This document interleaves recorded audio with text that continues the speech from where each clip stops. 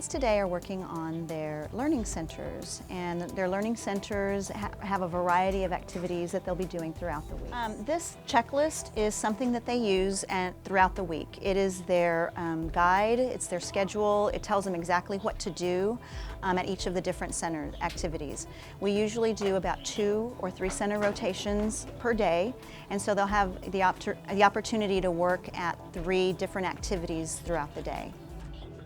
It is very independent work.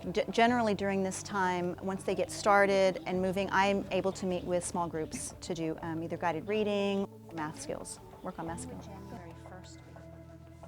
In the center checklist, I try to include components of the Daily 5. So they're going to be doing some listening to reading, they're going to be doing actual reading themselves, they're going to be reading with partners, and so that's some of the activities here. One of the activities, they're listening to reading at the Reindeer Barn, and at the Reindeer Barn it's a link that's on our class webpage on their center links, and it's a variety of stories that they get to listen to about reindeer, just fiction stories. And then while one student is working on that, their partner is actually on the iPod Touch, and there are Christmas stories and holiday stories on the Touch that they get to listen to as well. Partner reading, they're actually reading about holidays and how different cultures celebrate their holidays and the traditions that they follow. And so they're doing that also at Brain Pop, which is right behind me, and they're learning about different holidays, Kwanzaa, Hanukkah, just ways that other cultures celebrate during this time of the year.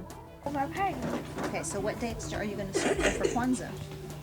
I don't have all the answers, and I love for them to discover the answers themselves. They have each other to rely on as well, and I think most learning occurs when you're with your peers. If you have a question, it's so much less threatening to ask a question of your peer than it is in front of the whole class, in front of everyone. So there's a lot of independence, but there's also that a safety zone for them. They feel comfortable in working it out with their partner.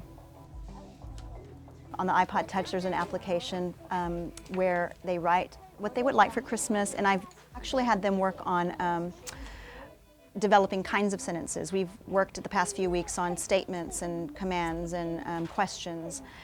So they're going to use that to write their letter to Santa, and then within a few hours they'll get a response back. So we're really excited about that.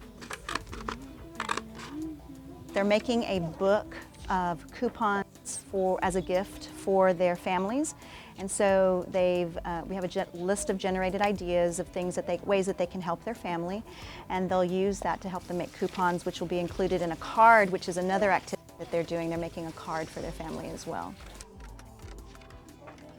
And then I also have just some real basic skills included in the learning centers. A lot of practice on math skills through IXL, and on the iPod Touch there are basic fact applications that they use, and one that is phonics. On the iPod Touch there are basic phonics skills, word work and word building skills, and then also I have a computer just for phonics work. If I think about the design quality from Schlechte, when I'm working on creating the learning centers for students, I'm thinking about I want to have some novelty and variety. The iPod Touch has several different applications that you can switch out from week to week, so there's always something new, which is engaging because they can't wait to see what the next application is going to be. Their knowledge of what they're going to be doing is organized in a chart. It's detailed. There's really no question about what exactly they're supposed to be doing because it goes step by step about so that knowledge is very clear and the expectations are very clear as well. I think what makes it most engaging though is choice. They have some choices involved with choosing who they're going to work with. They also have choice in choosing which activity they're going to do first. And then within the activity itself, they have some choice about what they're going to read or what they're going to write, and that keeps the students pretty engaged.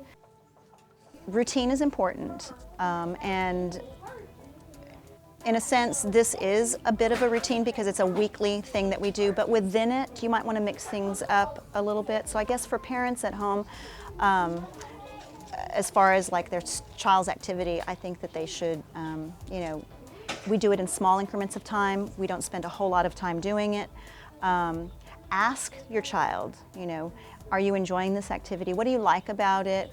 If you wanted to change it, what would you change about it? And I try to include that between each rotation is ask the children, you know, how did you like it? What were some things that didn't work? What can we avoid in the future? So they're helping me design it and create it so that it fits for them. Phonics, it was like the spelling one, and pretty much Isaac was the one who got the highest one. Awesome job. For engagement, it's just, are the kids focused on the work that you're giving them to do, and do they stay committed to that work?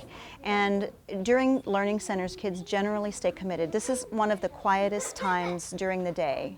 Even though they're working with a partner, it's just unbelievably, you know, amazing to me how quiet they get because they're so focused on getting their work done. They're enjoying it, and they stick to it. So, you know, to me, that's engagement.